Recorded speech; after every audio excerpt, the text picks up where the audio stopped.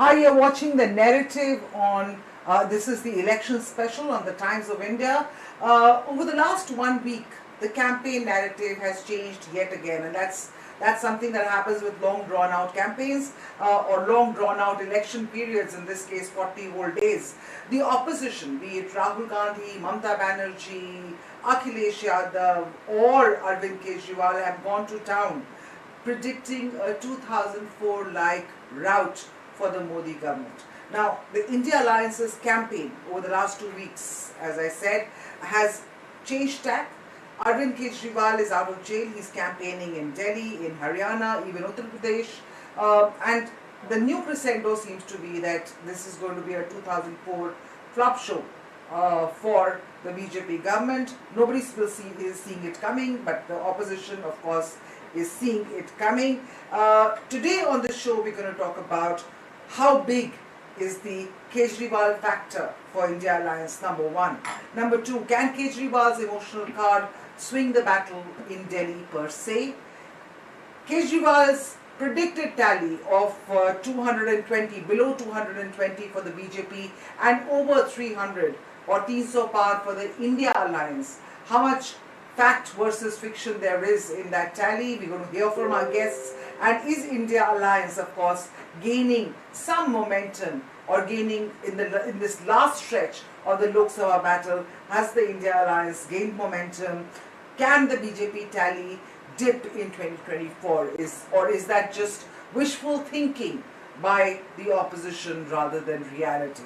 I have with me Rahul Verma, a fellow at the Center for Policy Research, and our guests, and we have Deshratan Nigamji in the studio as our guests. Joining us online are Yashwant Deshmukh, psychologist and very expert pollster, Sea-Water founder director. We have Ravi Srivastava, political analyst and AAP founder member. We have Dilip Cherian, brand guru and co-founder, of course, of Perfect Relations. And we have Rashid Kidwai, senior journalist. Thank you everyone for joining us. I'm going to start with you, Ravi Srivastava, if I may. Ravi is joining us from Mumbai. He's a founding member of the Aam Aadmi Party. I want to put to you, Ravi, Arvind Kejriwal's prediction of a BJP tally below 220. Is it just wishful thinking, or is there some merit to it? Can you tell us the data behind this? No, it's based on a hard calculation they have done across the country, and the kind of support the India Alliance is getting throughout is remarkable. And you are finding that BJP from the very beginning, after the first phase, I think they are very shaky. And this appears from the statements from the Honorable Prime Minister in various rallies, starting from the Machi, from Murga, then all Mandir, then Adani, Ambani Tempo, and then Mangal Sutra and all that. I mean, he is simply blabbering instead of talking about the issues which are raised by the India Alliance, the kind of manifesto they have presented. Instead of that, he is making all kind of, irrelevant subjects. And the guy that Congress will put up a Babri lock on the Ram Mandir. I mean, he's just trying to polarize the whole election. Not alone he, his counter, his colleagues also, his other BJP members also. And they have been making these kind of sounds, that which I think India Alliance has just latched on, is that why they want 400, 400, 400 par, 400 par. Why they want 400? So not the 1, 2, 3, 4, 5 leaders have admitted in public fora that why they want 400. They want to change the constitution. They want to do away with the reservation for the SCST and all those things. And it's not one person. I distinctly recall Anant Hegde, Jyoti Mirdha, Dharamveer Arvind, or Lallu Singh from UP.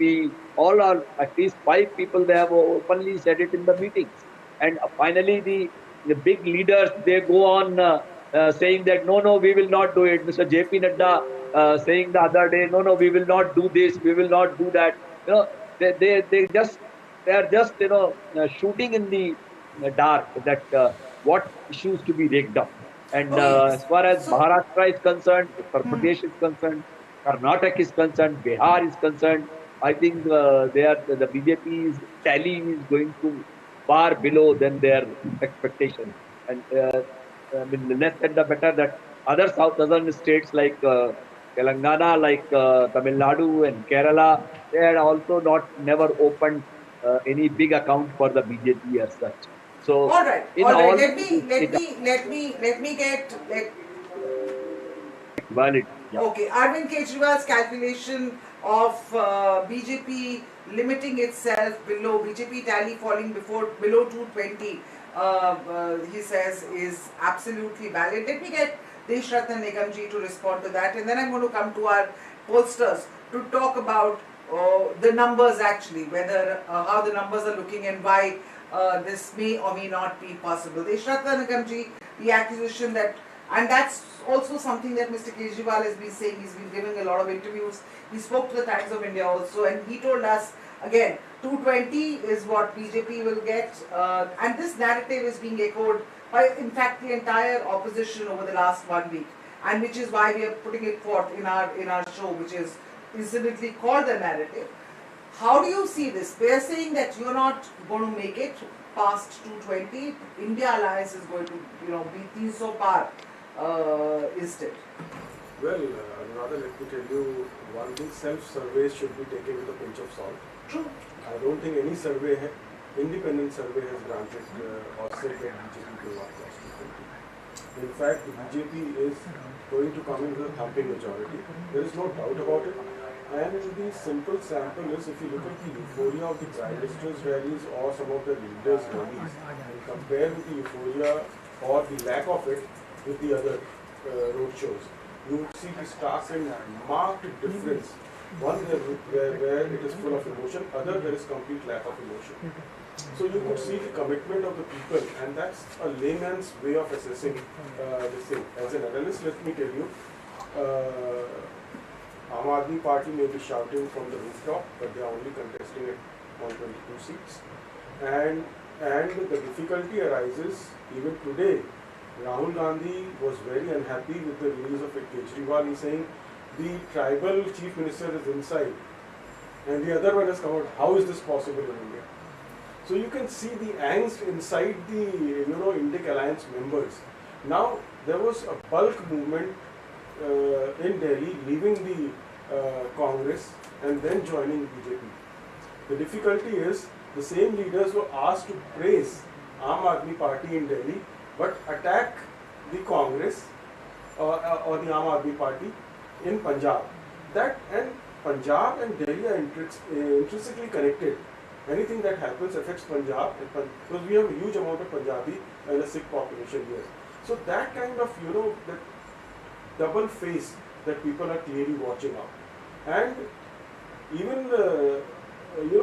in the opposition, people are saying we don't know whose manifesto will be implemented. We'll see afterwards. नहीं, पर उन्होंने तो they have put their weight behind Kejriwal's guarantees. Although when Kejriwal did give out his guarantees, he admitted that he's not discussed it with the India Alliance members. See, the difficulty is there are other guarantees by other people, which may seem to be not very coherent with each other.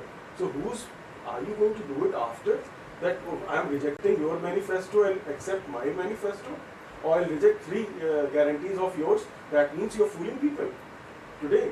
That you can't do. You have to be very transparent and clear. There should have been a joint manifesto, or probably the strongest manifesto like BJP has. The other are minor partners there, and therefore BJP's manifesto is very clear. Today, let me tell you, BJP has already crossed the, I am putting my reputation at stake, they have already crossed the majority. Okay. They've already crossed the majority. And there are two more phases. 2 more phases to go. Okay, so already crossed the majority. That's big words coming there from Deshratna Nigamji. BJP has already crossed the majority. Kejriwal is in his interviews obviously painting a very different picture. Yashwant, let me come to you, and then I'll come to you, Rahul, on this. Your sense, I know that you're privy to the exit poll data, so I don't want you to talk numbers to me, but talk to us about the possibility of BJP scoring under 220 seats that that Kejriwal is talking about? Is that a possibility? Aditi, for the just for the sake of having fun, I would love to be in some politician's shoe just for the heck of making a prediction without having any issues, without having any burden of knowing the real data on the ground. Be it Yogi Yadav ji, be it Arvind Kejriwal, be it Amit Shah, or anybody under the sun. Because you can easily say this is what is happening. You can easily get away with that if that doesn't happen. But people like Rahul, who is sitting there, people like me, we have this burden of data. We know and we cannot comment, and we can neither say yes nor say no to everything that is being said, and rely on Rashid Bhai to actually and rely on Dilip to kind of say what I want to say, just giving them the hint, and then they can say what I want to say on my end. See, Okay. Talk to us about 2019 results. 2019 results, BJP won 105 seats with a margin of over 3 lakh votes. In 2019, BJP won 164 seats with a margin of 2 lakh votes. And I'd like to put that graphic out on the screen if it's possible right now. Then BJP won 44 seats with a margin of 4 lakh votes. And another 15 seats with a margin of almost 5 lakh votes. Now in 2019, BJP also won 224 seats with a 50% or over vote share. Now something really needs to be going absolutely wrong for things to change that much. It's not just about absolutely wrong or right. It's not just about something going absolutely wrong or right. In our tracker, if you start looking at what can go wrong for the BJP, there are a zillion things which can go wrong for the BJP, starting from the economic distress to people having problem in running their rasoi for last so many months, and so on and so forth, and absurd selection of tickets in so many places. Open door policy for the imports, giving tickets them left, right, and center, going into unholy alliances. If I start giving you those kind of reasons, then you will all of a sudden realize, oh God, these are all the reasons that there is no way this party should be in power. But the thing is that these are the same reasons that they might be very well in power. Because the thing is that when in 2013-14, the change sentiment, the emotion for change was there, the groundswell was visible with the naked eyes. You did not need the data to say the things that changes in the air. All right. There was groundswell on the ground. Now, even if I look into the core territory of Arvind Kejriwal, and which used to be core territory of Yogenji as well in his Haryana, if you take in Haryana in that way, are you looking at the groundswell? Is it visible? I'm talking a very, very journalistic way of looking around the things.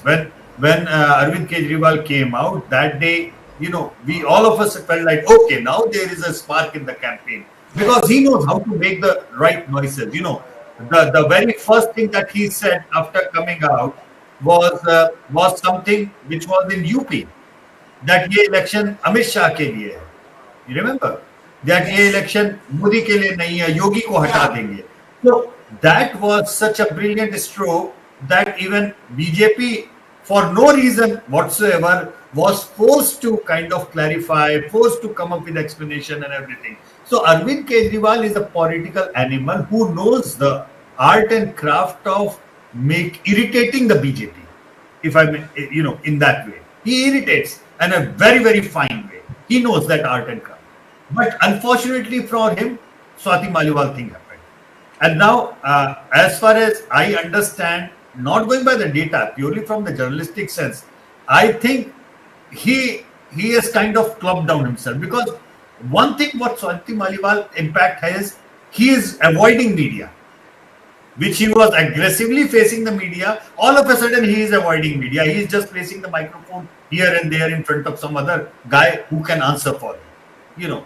So I mean, that's something which for him, unfortunately, it is a kind of a self-hold of sorts to think about in that way. But having said that, going beyond that, I guess that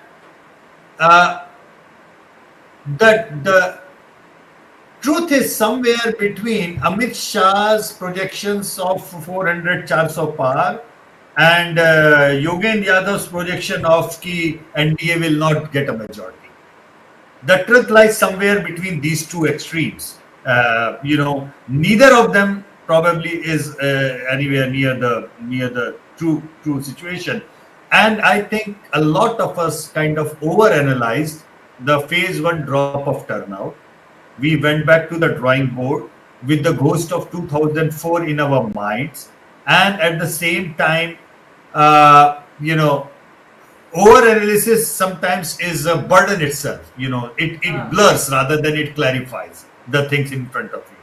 Thankfully, by the round three, when the turnout had already started getting back to the normal kind of situation, I think we can say very safely that whatsoever the tracker and the conventional wisdom in our talks before the elections that we were taking in, that there are some states which are lopsided, there are very few states where the real contest is there. And in the real contest states, the turnout has been healthier, and that is underlining the pre-poll trackers finding that these are the real contest states and people are excited, they are coming out. But at the same time, the lopsided states are the one where the turnout has actually gone down. And if that has gone down, that is not because of any other thing, be it in Gujarat, be it in Kerala. It is largely because those who are winning, they are sitting at home. जीत ही रहे हैं क्या करेंगे, कुछ ये कह रहे हैं हार ही रहे हैं क्या करेंगे, गर्मी का बहाना है, तो थोड़े इधर के बैठे थोड़े उधर के बैठे. But the bottom line is these turnouts actually underline the tracker findings before the election, that huge number of states anti or pro BJP are lopsided in nature, and barring Bengal, Bihar, Karnataka and Maharashtra is a different basket case study, let's keep that apart from the turnout perspective. But many seats even in the Hindi heartland which are contested, like फंस गई हैं, ये सीटें फंस गई हैं क्योंकि वहां पे टर्नआउट अच्छा हुआ है, इसलिए हमको मानना पड़ रहा है कि वो फंस गई हैं purely from the turnout perspective. But otherwise, कुछ भी ऐसा नहीं है Aditi that we are finding from the turnout that we should red flag, oh, something is really wrong. You can ask Rahul. Rahul has done a detailed analysis of all those turnout figures. If he found any variation in urban. I was going to go to Rashid ji, but it's you who's bounced the ball to Rahul here. So, Mr. Kejriwal, I'm just going to come to you. Let me just go to Rahul on these turnout figures so that he can take it away from Yashpal. Do you have a question or just about the turnout figures, especially with regard to Maharashtra, Bihar, talking about Kerala? Do you see? So BJP definitely at one end. We know that the Hindi heartland states, they've already maxed out. वहाँ पे कम ही होना है. That's what everybody is saying, right? South पे there are some gains. Karnataka, Bihar, and Maharashtra are question marks. We don't know what's happening there. At least I don't. So what's your sense of this? Okay, let me make 3 points. Yes. First, Amit Shah, Narendra Modi saying 400 par, Kejriwal saying 300 par. Politicians and political parties have every right to do that. They can't say कि हमें पिछली बार जैसा number मिलेगा या उससे कम मिलेगा. They'll have to keep the target high, right? And that's what they are doing. Point number 2 is, as Yashwant Bhai mentioned, that the reality somewhere lies between BJP very close to majority mark versus sort of like 400 thing, because if the we were expecting a big change in election numbers, that would have been reflected even in the turnout numbers and other things. What happens if you look at turnout data for last, say, 75 years, a couple of things are known. One, we have not seen any 3 consecutive elections when turnout increases. So turnout has already increased between 2009 and 14, 14 and 19. Anyone who has been looking at 75 years of data knows that the chances of turnout increase in 2024 is very, very low. It can either stagnate around the same number or it can go down a little bit. And even in 2019 this has happened. that in the first and second phase, the turnout was lower and then slowly picked up. And what seems to be happening in this election as well, that once you went into the third and fourth and fifth phase, the drop is marginal. So what we are going to see is a very marginal, like 2 to 3 point drop from 2019 figure, which is in the range of normal expectation.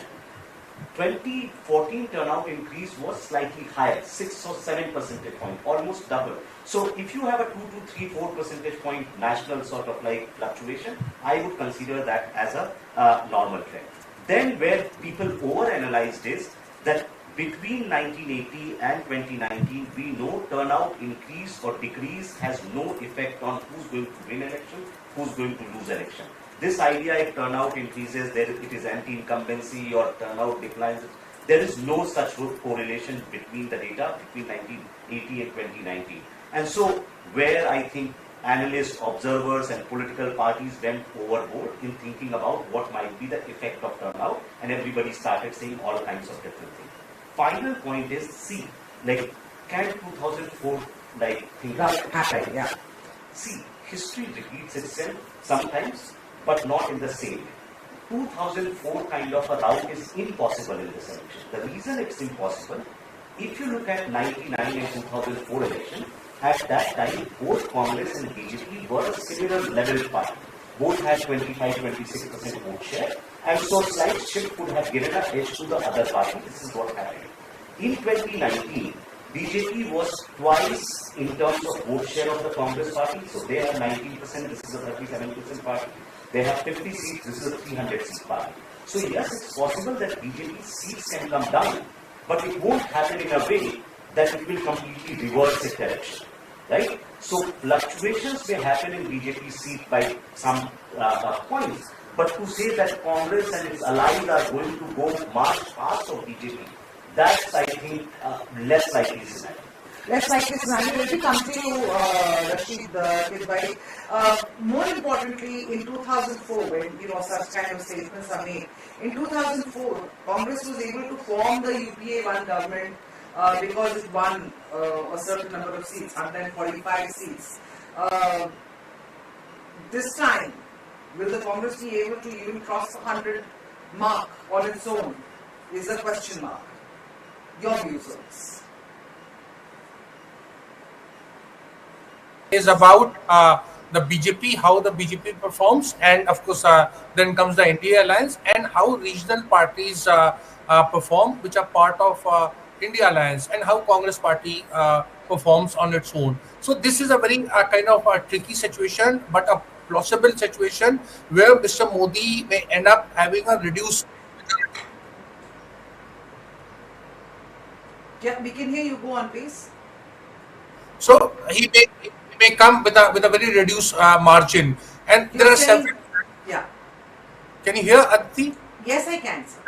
So this is a real problem. I think the regional parties, as my pollster friend Yashwant Deshmukh may agree, seems to be doing quite all right, whether it is the DMK or TMC or RJD, etc., or for that matter even Aam Aadmi Party. The weak link is a Congress. Now, how Congress party performs? So the Congress performance is directly linked to Mr. Modi's performance in 2024. If Congress is below 50, I would say the BJP NDA quite easily crossing 350 mark. If Congress is 75 par, then the BJP would be somewhere around, under 300 on its own.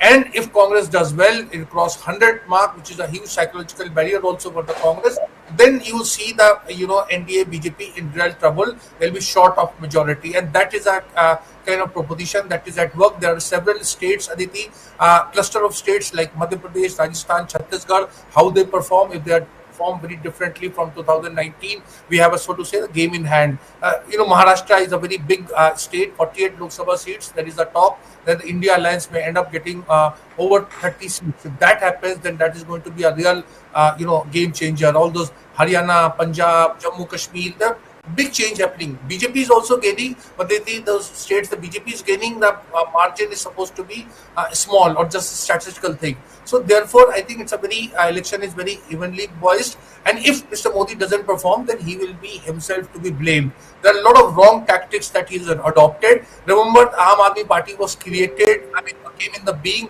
as anti-Congress force. So was BRS, so was Mamata Banerjee's party. A lot of regional parties are actually other offshoots of Congress or emerge as anti-Congress parties. Mr. Modi and his government's policies, political terms, gave all those regional parties a reason to ally with Congress. So that is something that is strength. I'll go by what Mr. Deshmukh had mentioned in the Mood of the Nation in one of the surveys. At present, the both formations are sitting on a vote share of 45% each. It's not equally spread all over India. But if that happens, then again, Aditi, I would say that the BJP is in some kind of political trouble. Okay, the interesting thought that the regional parties are going to play. Of course, Congress is not going to be playing the role that it did in, let's say, 2004. But this 2004 analogy has been doing the rounds that BJP is going to face the round. Hence, we sort of digress a little into that. But let me just bring the conversation back to Mr. Kejriwal. And let's talk about Delhi, for instance. Mr. Kejriwal, and as Yashwant pointed out, that ever since his emergence from the jail, I think that was on 10th of May. There is a certain spark that is coming to the electoral campaign, so to speak. He's just out there and tickling the BJP or irritating the BJP with his various statements, as Yashwant likes to call it. Let me just bring in Dilip Cherier at this point. Dilip, you are a brand Kejriwal in this election so far. His emotional appeals to people, कि आप मुझे vote दीजिए, झाड़ू पे button दबाइए, नहीं तो मेरे को वापस जेल भेज देंगे. These kind of emotional appeals that are coming forth. You think that is cutting, or that is breaking the clutter in any way as far as Kejriwal's politics is concerned? Aditi, that's a big question mark. My sense is that, and this is my broader analysis, my sense is that this election is going to be decided by the woman vote, and the woman vote is overwhelmingly in favor of the Hindu state, as it were.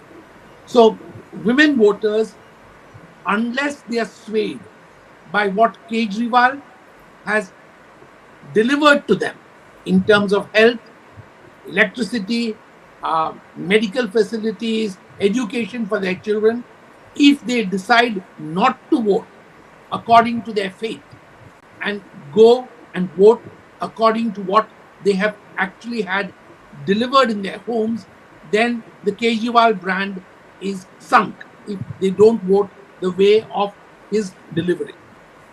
His own brand has been a bit of a roller coaster since he's come out. He went onto a real high. As everyone has said, he also managed to pinprick the BJP into actually responding to him by making suggestions, hints, or even allegations which fitted in with a new narrative. But I think the Swati Maliwal thing has really got him bogged down. But I think elections are not decided in the space of weeks, though I know that there's a common belief that in politics a week is a long time. But I think broadly, Delhi's voters, Punjab's voters have already made up their mind. So brand Kejriwal, though it is dented, is unlikely to be deeply hurt, despite the fact that I want to emphasize again is that it is the Hindu woman's vote which is going to be the big story of this elections across the board. Okay, I have 2 points from whatever you said, and I didn't interrupt you earlier. But the Hindu woman voting for Kejriwal, for the basis of her faith, that's kind of a sweeping statement to make, because in the last elections, the conversation really was that the woman voter played a very important role in the BJP's victory. That's what the post-election analysis we were informed. And the woman voter is voting because of the schemes or Labharti, part of the Labhartis and the toilets and the money that's coming into our accounts and the houses that are being built by this government. It's not really faith, is it? Can I just come to you with this question? I think that you have a good point, Aditi, but I want to emphasize that it is less this time to do with schemes.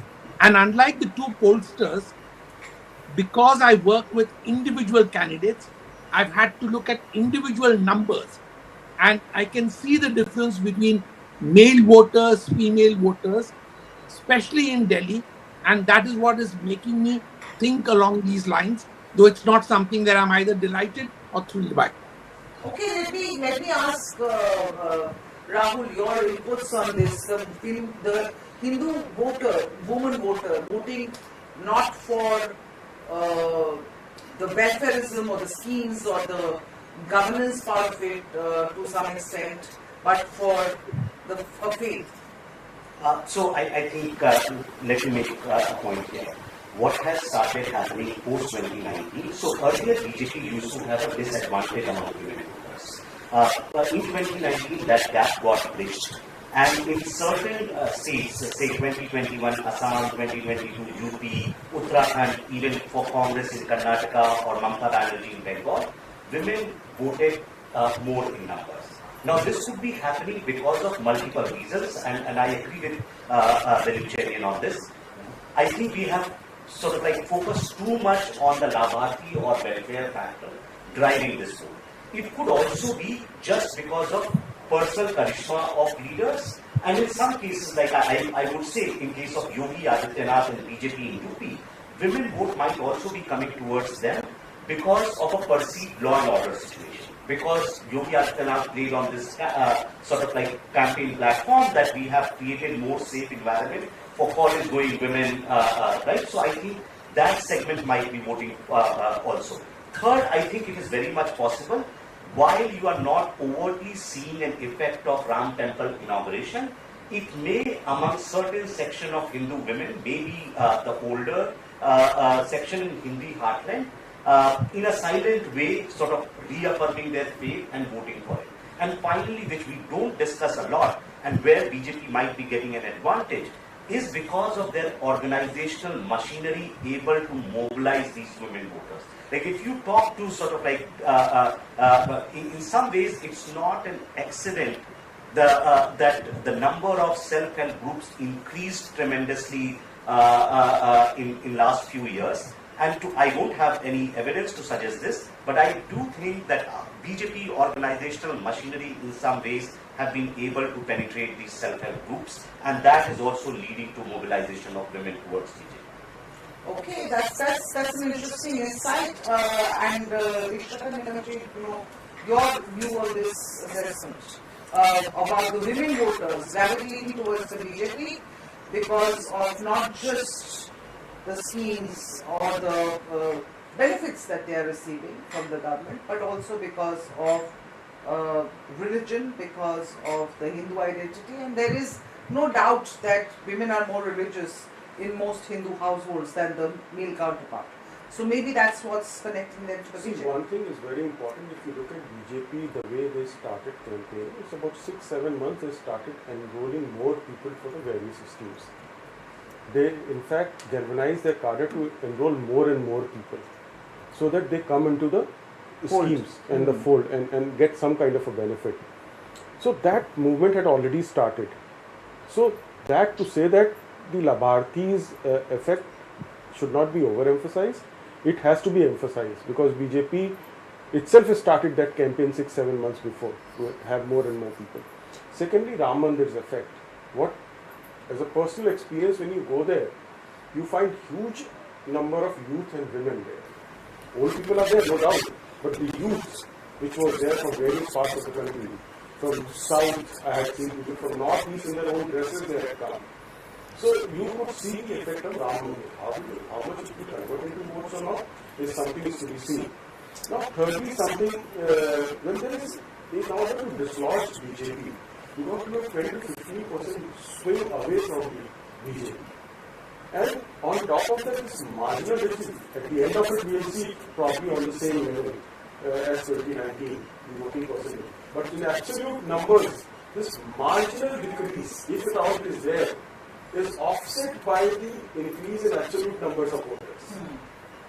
So that neutralizes that marginal decrease. Even otherwise, we don't know whose voters have not come out. Right. And at the end of the day, now when you look at Punjab, Haryana and Delhi, the Congress is not in favor of Aam Aadmi Party. It's very clear. You saw mass movement of leaders in Delhi away from, and the people don't want to go to and vote for Aam Aadmi Party. But Punjab and Delhi, unki sarkar hai. People have voted for them again at the local level. Here now the change is that after the arrest and the tie-up, this time has actually made a very disheartening impact on the Congress voters, because Congress had more votes in the Lok Sabha elections than the Aam Aadmi Party in the last elections. So that they wanted a greater share of the seats. So that has not happened. So whether the Congress voters will come out in Delhi or not, and some of them are shifting to BJP also. So that's a very important factor. And in Punjab, the BJP is stronger in urban areas. Therefore, the projection is that they may get 3-4 seats out there. In rural areas, yes, they are not doing well. But in urban areas, they are doing well, especially with Captain Amrinder Singh coming in and Sunil Jakhar coming in. Okay, so that is an important factor that you have to keep in mind as a 3-year contest out there. Let me bring in Ravi Srivastava again. Ravi, your thoughts on this. In Punjab, as well as in Delhi. Let me just limit that conversation to Aam Aadmi Party and the 21 seats, 22 seats that they are contesting in this Lok Sabha polls. Do you see Arvind Kejriwal's arrest, as Chief Minister Nigamji said, that is a liability? How is the AAP viewing this? Has the arrest and of course the release of interim jail, and of course he does have to go back to jail again come 2nd of June. Is that somewhat of a dampener in terms of your support base? Not at all. See, first point is that the people of Delhi especially have seen that how Arvind Kejriwal's style of politics, or what you shortly called as a Delhi model, for last 10 years. So third term he is in Delhi and with full swing. I think the one politician in the whole country who can stand up on the podium and say, you vote me if I have worked for you. Otherwise, don't vote for me. If person has got this kind of confidence, I think it is very difficult to defeat him. And people are seeing. The first government came in, the anti-corruption bureau was taken away. His MLAs were false cases were made against them.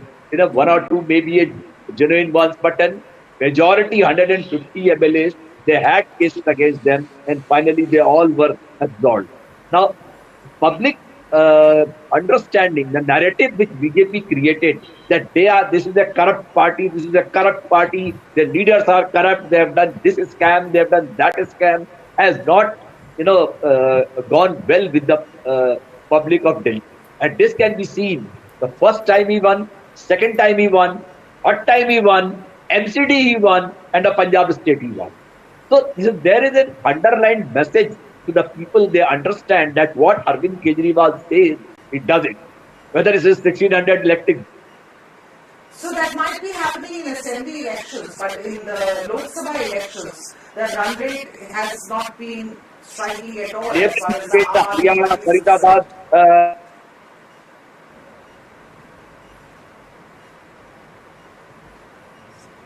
Firstly, and there is going to be a water crisis in next few days. He's managing that. But those are the kind of things, and these, Swati Maliwal case, election funding case, or Waqf board case, school bus case, or demolition case. These are all, the public knows that the BJP keeps on doing it. What all they did, they took away all the powers, and despite winning from the Honorable Supreme Court, the BJP government goes to the parliament, passes a resolution there, and then Adhyadesh la karke uski powers le li. So this all people of Delhi have seen it very closely, that he wants to do a lot for Delhi, but this government does not allow them to do it. Fair point.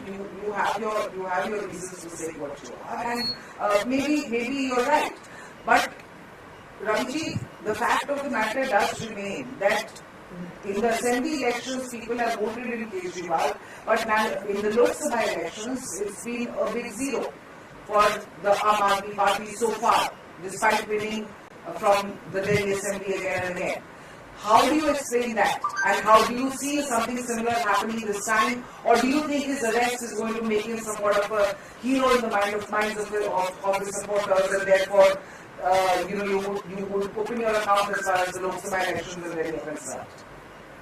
No, I'm not denying that last two parliament elections, the BJP won the 7 seats both the times. The fact is that the issues are different when the people are voting for the state, or when the legislative, or when people are voting for a country, for a national election or a Lok Sabha election. The issues are different, right? You said it.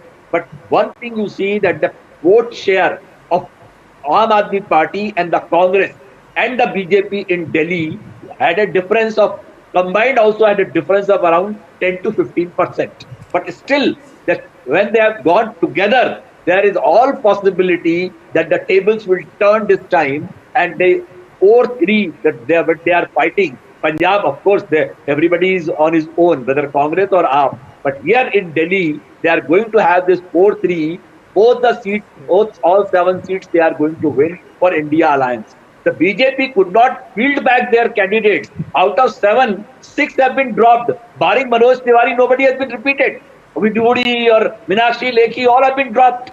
So they know very well that their MPs have not done anything in Delhi.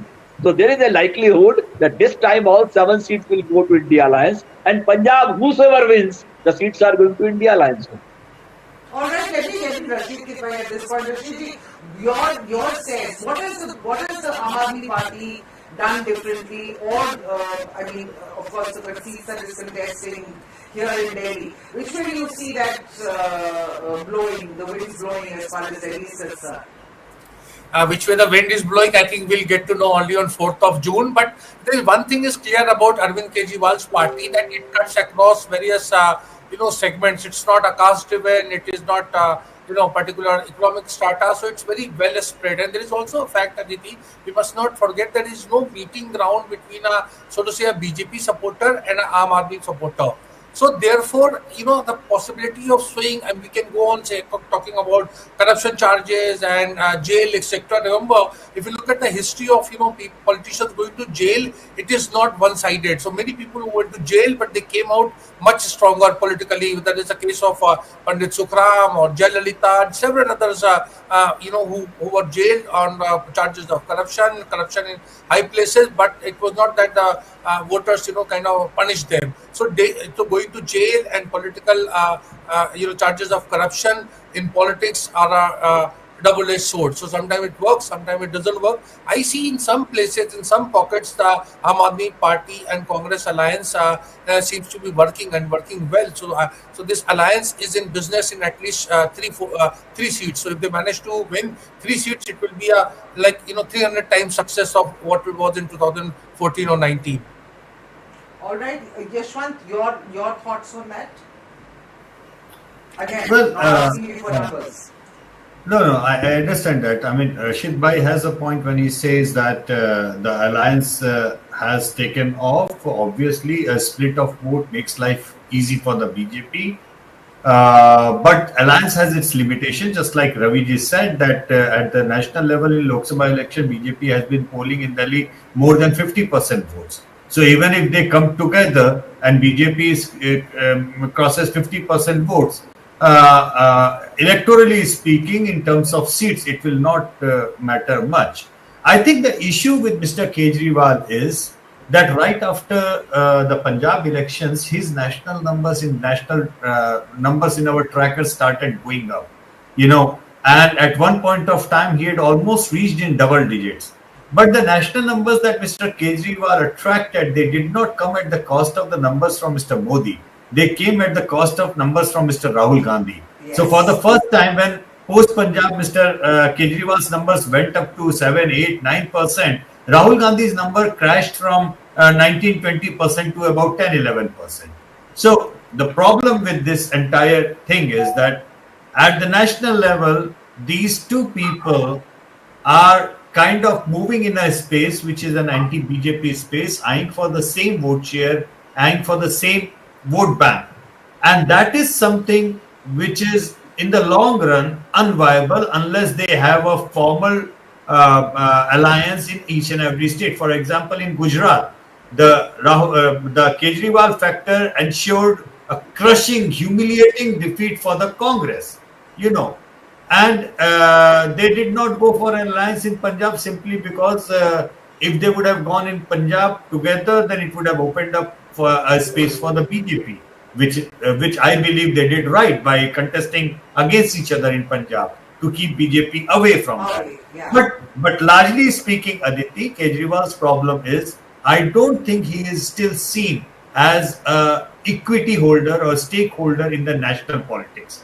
He is still seen as an equity holder in the Delhi politics, maybe in Punjab politics, but not at the national level. Now that he has started contesting together with Congress, if that perception changes, then it will be different. But again, the problem is, if that changes, if he gains, it will be coming, the gain will be first coming from Mr. Rahul Gandhi's account. So, is that viable? Is that sustainable? That I don't know.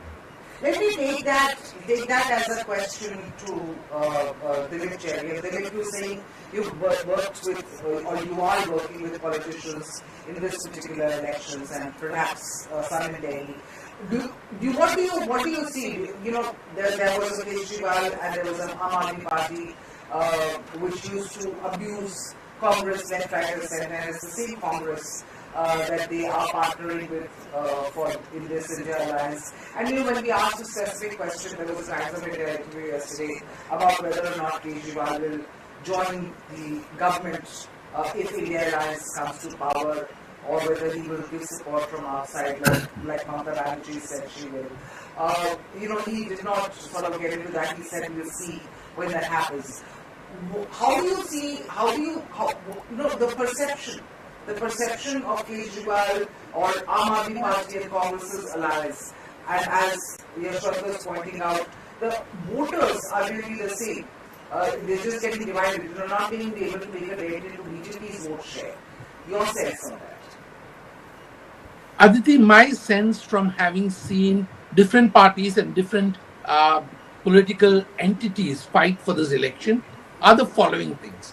One, the vote share of the Aam Aadmi Party versus the Congress, I think, is a fungible vote share and it can switch either way.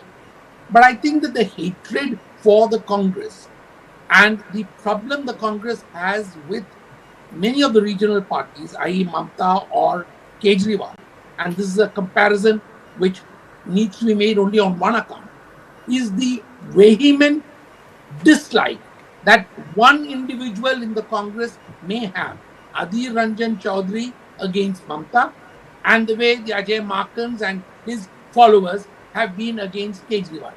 So I think that, really speaking, if you take these people away, and for some reason the Congress does not know how to take these people away, other than that, I think these parties work fairly well in unison, despite Desrachan Nigam's comment about Rahul Gandhi's comment against Kejriwal being out of prison. But I think those are just straws in the wind and are not a trend. The votes are approximately the same, and if one wins, the other loses. But in general, the votes are anti-BJP. Okay, let me do a round. We are running out of time, so let me just go around once. And Deshrata Nigamji has to leave slightly early, so I'm going to start with you, Deshrata Nigamji. In the final analysis, as pertains to this show, is an India Alliance, Kejriwal has talked about the piece of art for the India Alliance. Obviously, that's a stretch, as many of our analysts have pointed out to us. But having said that, do you see a number of crossing the 100 mark for the India Alliance, for the Congress Party in this election? Because that perhaps is the key, because you need to have a strong center for an alliance. And I'm talking about center not in terms of the union government, but a strong something to hold the alliance together, and perhaps Congress party needs to fulfill that role, given it's the single largest party amidst all the other alliance Well, members. it may turn out to be the single largest party, and it may still be a nucleus, but crossing 100 is impossible for the Indian scenario. One of the important reasons is that the regional parties today do not want Congress to be a stronger party because it is their space the Congress will take. In Delhi, Congress people are very happy that the Aam Aadmi Party should be defeated because it is their space they have taken. Even in Punjab, they have taken it. It is the regional parties, including the Aam Aadmi Party, which actually is a national party, is killing the space of the Congress party. And actually, they won't like to cede that space. So that internal conflict will not allow their voters to freely vote for each other. And that is why there is a shift of the Congress voters to the BJP in Delhi. It is happening on the ground. People are not even Congress. People are not even campaigning for Aam Aadmi Party candidates, and they may not even come out. Those who are die-hard Congress fans may not even come out to vote for the Aam Aadmi Party. That animosity, political animosity, is very well rooted in Delhi, Haryana also, and in Punjab. Let me come to you, Ravi, with this thought that Shraddha Nigamji is leading us with, is this that because of that animosity on the ground, the Congress or the AAP candidate may not really benefit, at least in the 7 seats in Delhi.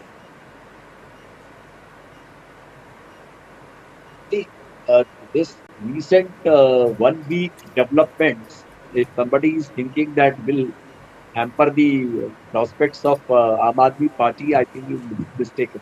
Because people don't make up their mind of voting the people before they enter the polling booth or press the button. They make up their mind well before, and they know very well that what all is happening around. As far as this India alliance is concerned, despite writing its obituary for last 1 year, first meeting of alliance took place sometimes in July. So since then, the last 10 months, at least 100 times in the debates, alliance has broken, alliance has conked off, alliance will not work, they will never come to power, they will never get the numbers, etc., etc. They have survived. They have survived it, and they are kicking hard. It is happening. There were issues, definitely, because every regional party wants its space. But then they survived it. They survived it, and they fought this election unitedly. How much will they achieve? It's in the future, that whatever we will see after 10 days. But then this is definitely a right step taken in the right direction to stop a communal party by destroying the communal fabric of this country and trying to misuse, abuse, and destroy the institutions and misusing them against the opposition parties en masse. So I think that's the message from this election. Okay, that's the message from this election. The Yashwant, your response to that, because NDA will not get a majority, will be way below the majority mark. BJP, if that happens, if that were to happen, or let's not even go there. To you, I ask, which are the states that the BJP is likely to lower its tally on, because थोड़ा तो कम होगा ना, क्योंकि सब जगह max out हो चुका है, at least in the North Indian states. नहीं, हम ये कैसे मान के चले कि थोड़ा कम होगा? थोड़ा तो कम होगा. The thing is that the कम होगा ना ज़्यादा होगा. I cannot answer that, Aditi. But what I am simply trying to say that unless you see a signs of clear revival of Congress, just like Rashid bhai said, ये जो थोड़ा कम होगा, थोड़ा ज्यादा होगा, ये सारी एनालिसिस के बहुत ज्यादा मायने नहीं रहेंगे. For because as Rashid bhai very clearly said, and Dilip also pointed out very clearly, that majority of the non-Congress regional opposition parties, including Mr. Kejriwal, have been giving a wonderful fight to the BJP in the last 10 years. They are doing their job. Opposition has not been lagging for 10 years because of these regional leaders for not doing their job.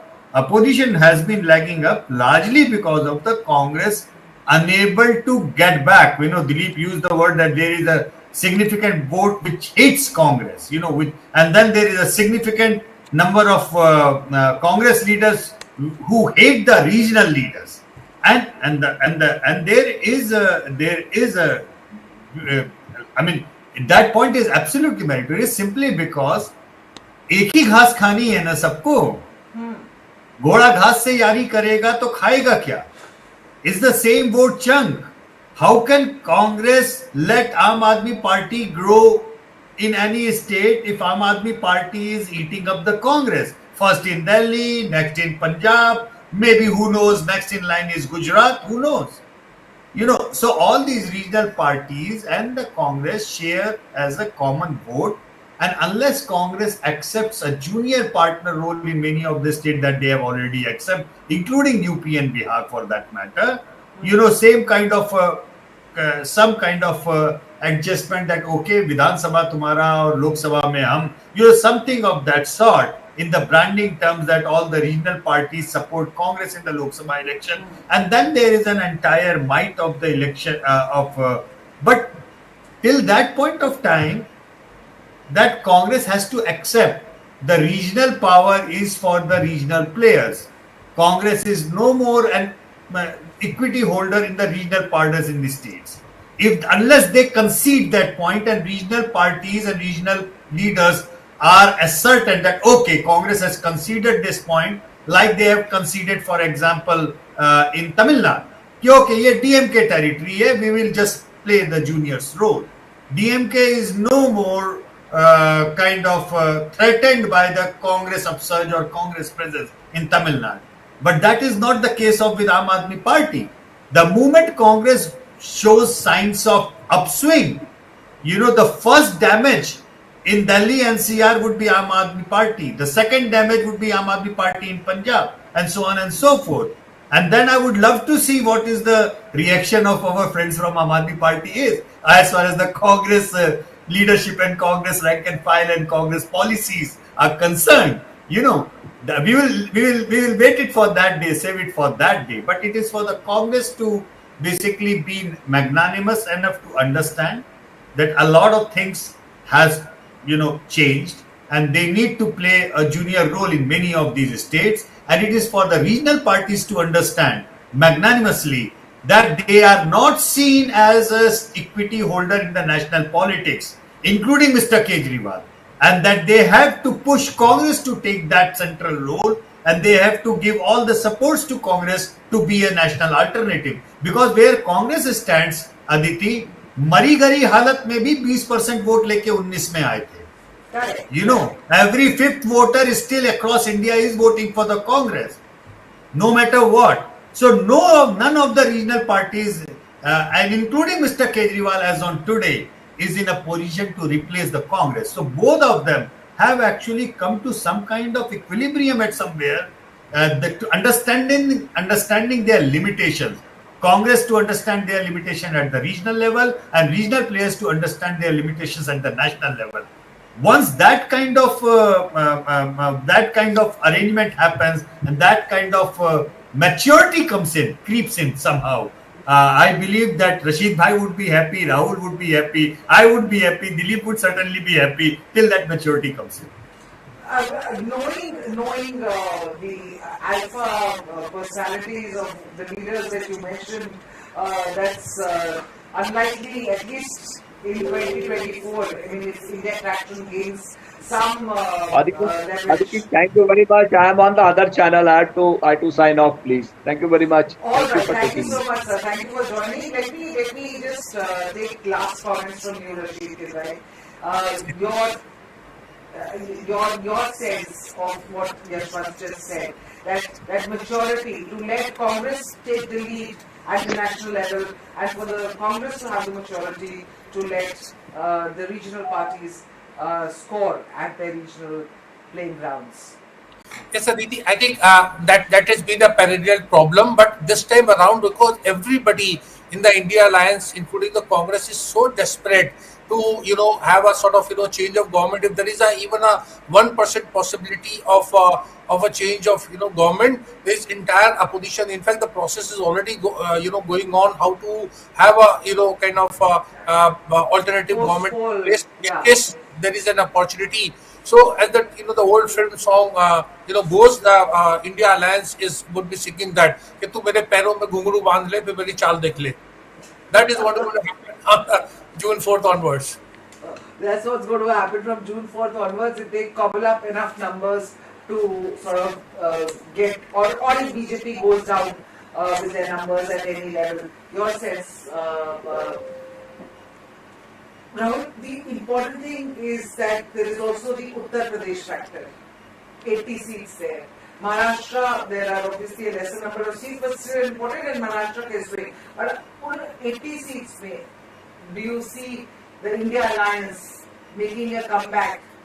Because that will be necessary, don't you think? Because if you are to have that aspiration, ki mere chalo mein ghungru bandh de, you have to get some good, solid share in Uttar Pradesh. That's true. See, point one, BJP has a very clear arithmetic, even while it says 370 for itself. The clear arithmetic is that in core areas, that will also include Karnataka because they have got 25 seats out of 28 there.